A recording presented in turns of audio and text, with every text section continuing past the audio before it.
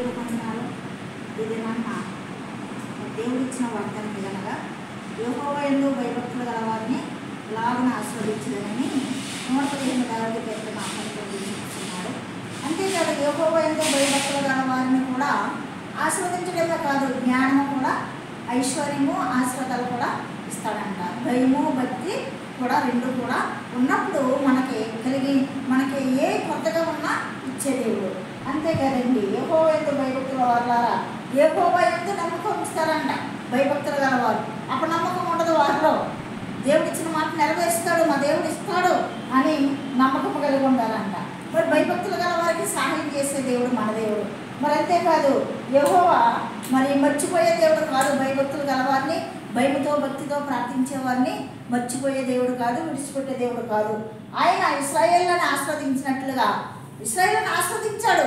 అలాగే భయభక్తులు కలిగి ప్రార్థించి మరి దినదినము మోకరించి మరి అక్కడ 2 చేతులు ఎత్తి ఆయన ఆరాధించే వారిని ఆయన ఆస్వాదిస్తాడు. అహరోను వంశస్థులను కూడా ఆస్వాదించాడు ఆయన.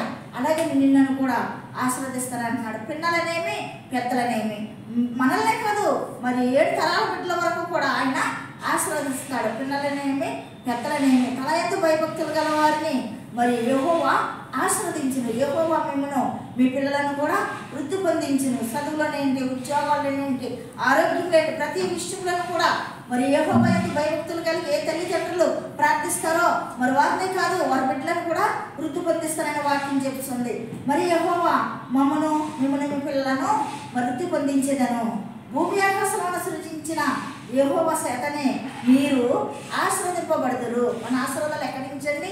మనం పుడతాం, మన ఆశీర్వాదాలు తేలేదు, మన తల్లిదండ్రులు ఇచ్చేవి కాదు. కానీ మనం సృజించిన దేవుని ద్వారానే మనము ఆశీర్వాదాలు పొందుకోవాలంటే ఆయన యందు భయము భక్తి కలిగి దినదినము ప్రార్థిస్తూ ఆరాధిస్తూ ఆయన్ని మరి కొనియాడితే ఆయన నిన్ను నీ పిల్లలను కూడా ఆస్వాదిస్తాడు.